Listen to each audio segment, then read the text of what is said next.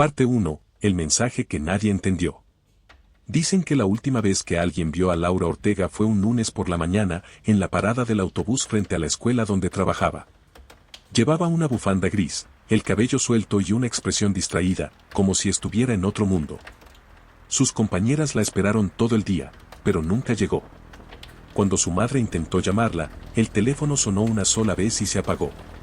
Solo unas horas después, un mensaje extraño apareció en su chat: ya voy, solo necesito un minuto más.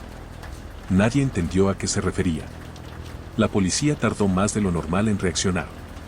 No había señales de violencia, ni testigos, ni rastro de que Laura hubiera salido de la ciudad.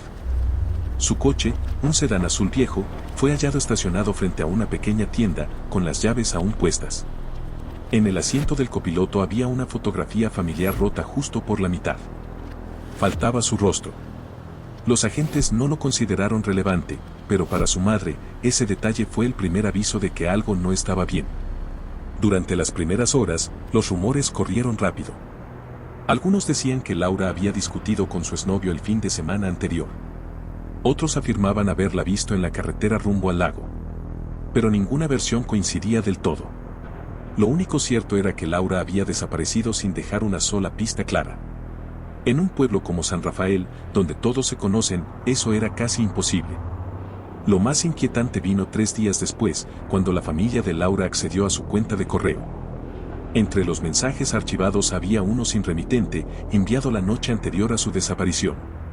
Solo decía: ya es tarde. Lo sabes. A partir de ese momento, el caso dejó de parecer una simple desaparición y empezó a sentirse como el comienzo de algo mucho más oscuro.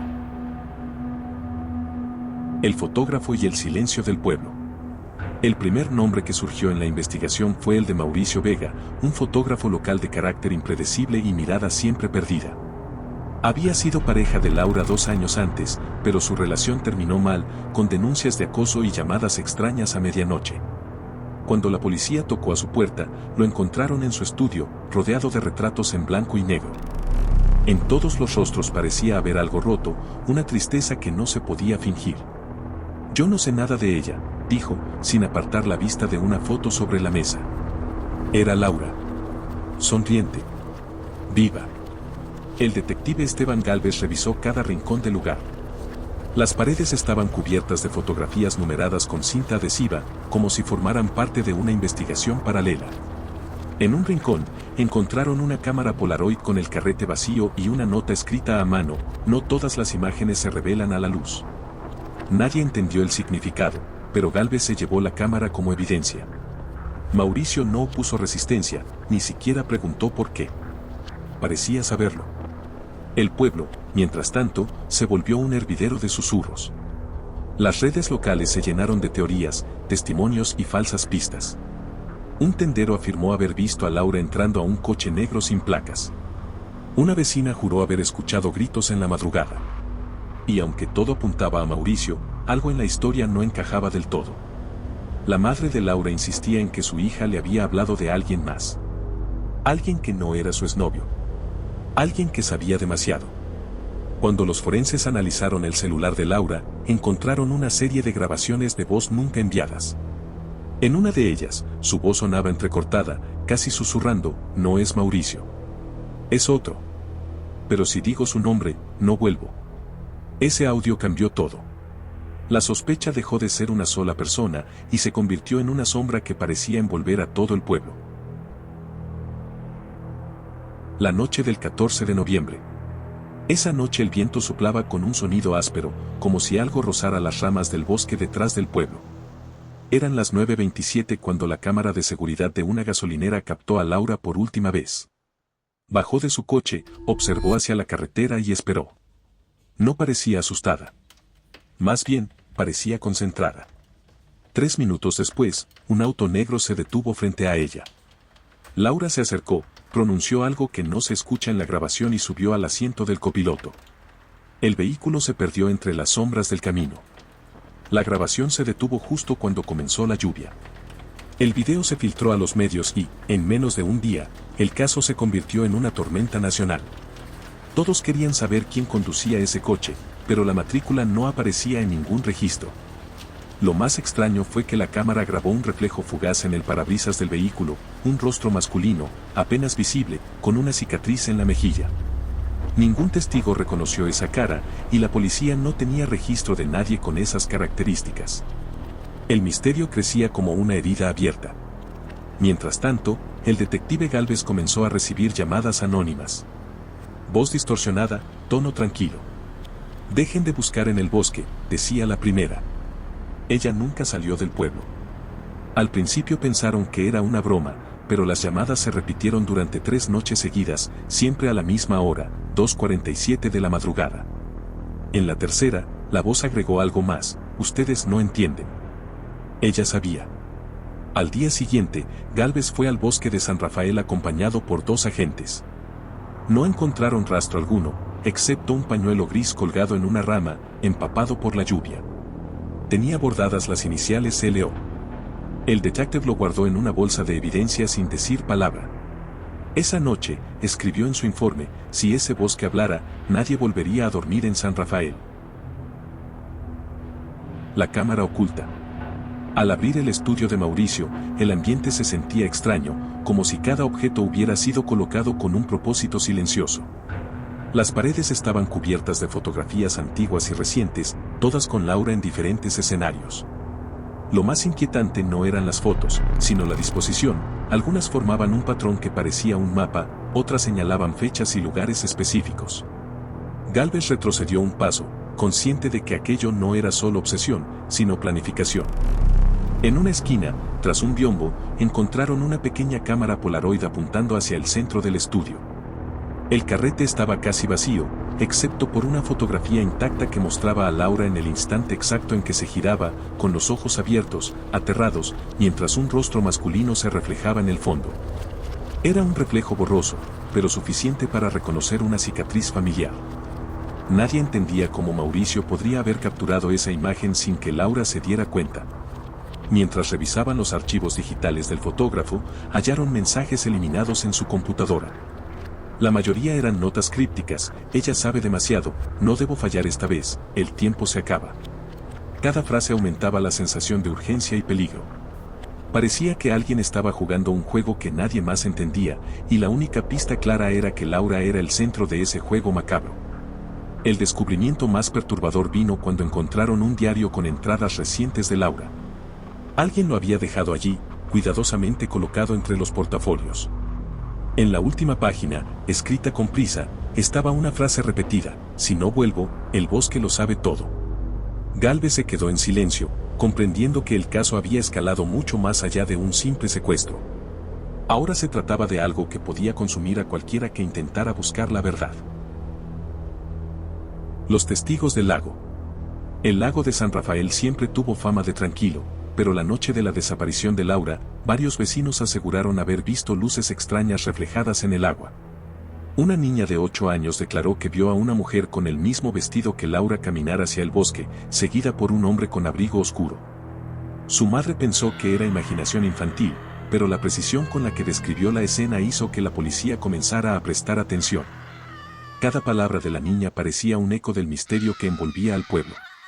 Al día siguiente, Gálvez y su equipo se acercaron al lago con linternas y cámaras térmicas.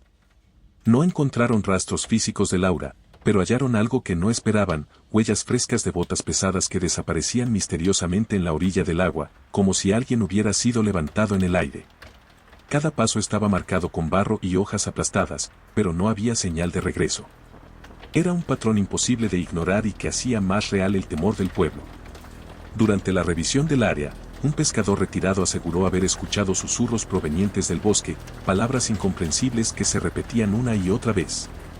Nadie más estaba allí para corroborarlo, pero cuando la policía revisó la grabación de su radio personal, captó una voz débil que decía: no la dejes ir. El sonido se cortaba constantemente, pero la frase era clara. La sensación de que alguien observaba a Laura y manipulaba los eventos aumentó la tensión en Gálvez, que empezó a cuestionar si estaba enfrentando a un criminal común o a algo mucho más organizado. Esa misma tarde, un bote abandonado apareció flotando cerca de la orilla, con una bolsa impermeable dentro. Al abrirla, encontraron solo objetos personales menores: un llavero, un pañuelo y una fotografía parcialmente quemada de Laura con su familia. Sin embargo, algo llamó la atención de los detectives. En el reverso de la foto, alguien había escrito con lápiz: ella sabe demasiado, no confíes en nadie. Cada hallazgo convertía la desaparición en un rompecabezas más oscuro y perturbador, y la sombra del bosque parecía envolver todo San Rafael. El primer sospechoso arrestado. Tras semanas de investigación, el nombre de Mauricio Vega volvió a aparecer, esta vez con mayor fuerza. Las pruebas circunstanciales parecían señalarlo: la cámara Polaroid, los mensajes crípticos y las fotos numeradas con fechas y lugares precisos. La policía decidió arrestarlo en su casa una madrugada lluviosa. Mauricio no ofreció resistencia, pero su expresión era inexpresiva, como si supiera que aquel momento había llegado. Nadie podía descifrar si era culpable o víctima de un plan mucho más grande. Durante el interrogatorio, Mauricio mantuvo la calma. Respondía con monosílabos, pero sus ojos revelaban algo inquietante: conocimiento de cosas que nadie más podía saber. Cada vez que un detective mencionaba a Laura, su cuerpo se tensaba. Confesó haberla visto el día de su desaparición, pero negó categóricamente haber participado en nada ilegal. Sin embargo, no pudo explicar la cámara ni las fotografías exactas del momento en que Laura subía al coche negro, lo que mantuvo a los investigadores en un estado de alerta permanente. Mientras Mauricio estaba detenido, el pueblo estalló en teorías y rumores. Vecinos afirmaban que lo habían visto en lugares donde la policía decía que no podía estar, y los medios empezaron a especular sobre la existencia de un segundo implicado. Cada testimonio contradictorio aumentaba la sensación de caos y hacía que el caso se sintiera como un rompecabezas imposible de resolver. La sombra de Laura seguía presente en cada conversación, en cada calle silenciosa del pueblo. La tensión llegó a su punto máximo cuando la policía recibió un paquete anónimo en la estación. Dentro había una foto reciente de Laura caminando por el bosque, con un hombre detrás de ella cuya identidad nadie reconocía. La nota que la acompañaba decía: el tiempo se acaba. Si no actúan pronto, nunca la encontrarán. Ese descubrimiento cambió todo el rumbo de la investigación. Mauricio podía ser solo una pieza en un juego mucho más grande. Los giros inesperados. Justo cuando la policía parecía avanzar, aparecieron nuevas pistas que desafiaban toda lógica. Un testigo aseguró haber visto a Laura a varias calles del pueblo a la misma hora que Mauricio estaba detenido. Las cámaras de seguridad mostraban a alguien con su misma altura y cabello largo, pero su rostro no era visible. La confusión aumentó: podía ser un doble, un impostor o alguien jugando con la percepción del pueblo. Cada nuevo indicio hacía que los investigadores se cuestionaran todo lo que creían saber. El giro más impactante llegó cuando se descubrió que la cámara Polaroid de Mauricio había sido manipulada digitalmente.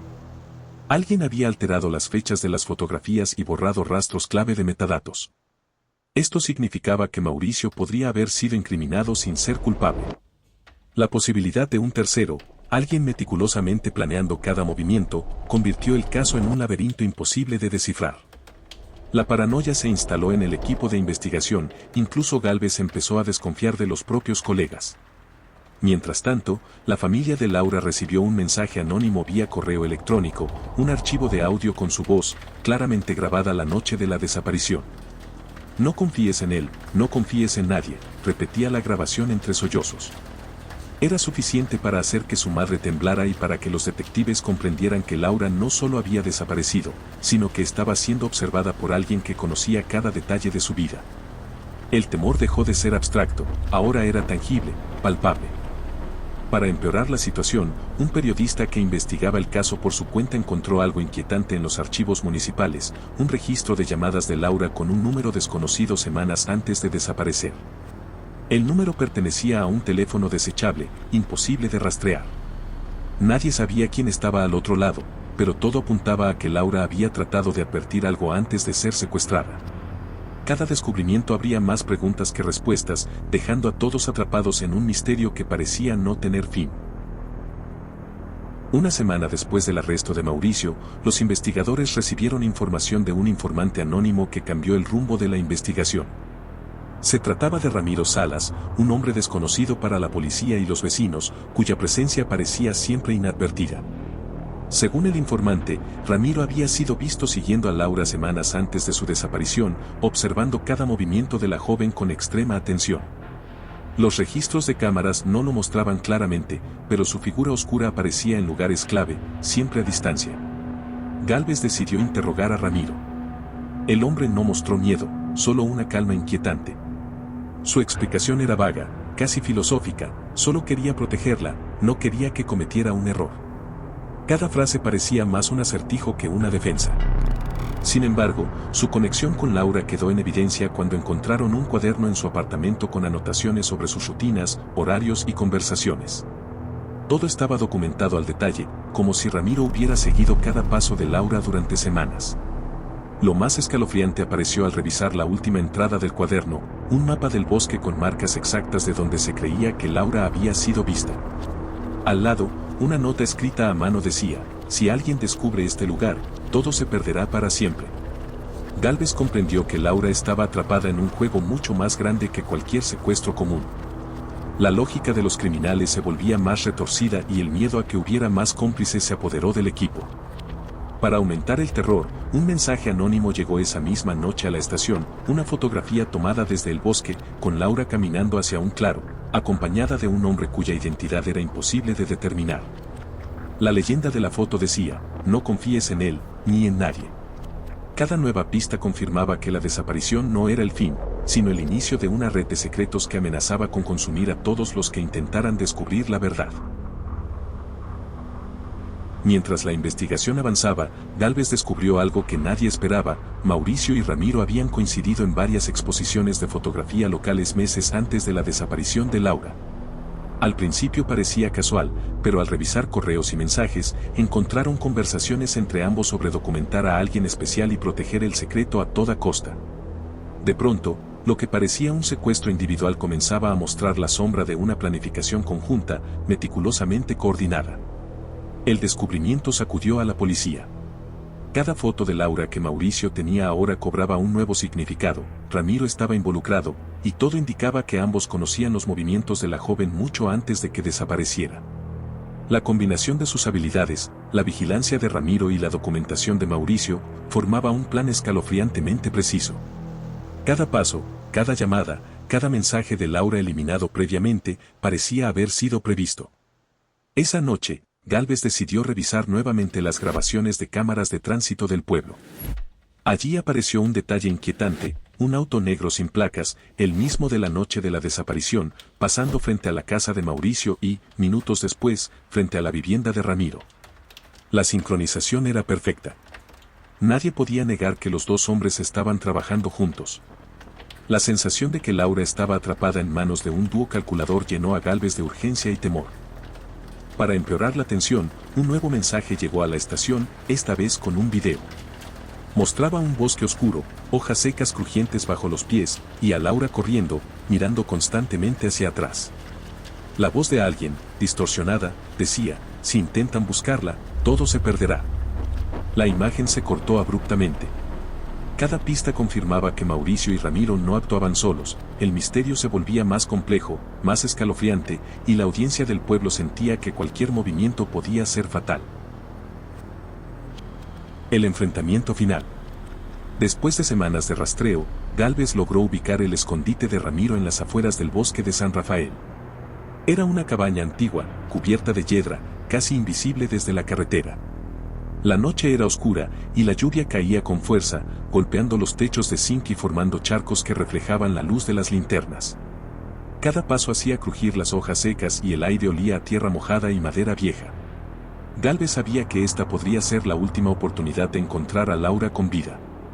Al entrar, descubrieron un espacio casi ritualizado, fotografías de Laura colgaban en las paredes, formando un patrón que parecía un tablero de ajedrez.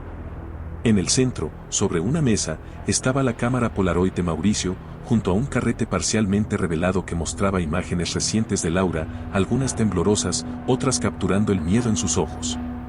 Todo indicaba que la joven había estado allí, observada constantemente, y que cada movimiento había sido documentado por ambos hombres. De repente, se escuchó un ruido detrás de una puerta cerrada. Gálvez ordenó entrar, y al abrir, se encontraron con Laura, atada pero viva, y los dos sospechosos justo detrás, sorprendidos. Mauricio intentó justificarse, pero Ramiro lo interrumpió, su voz fría y calculadora: No queríamos hacerle daño, solo enseñarle lo que nadie más podía ver.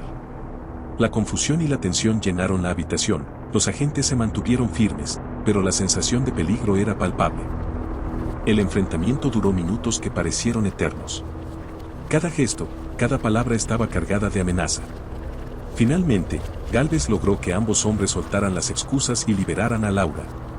Sin embargo, la sensación de inquietud permaneció, nadie podía entender del todo la motivación detrás de ese plan, ni por qué Laura había sido el centro de un juego tan oscuro.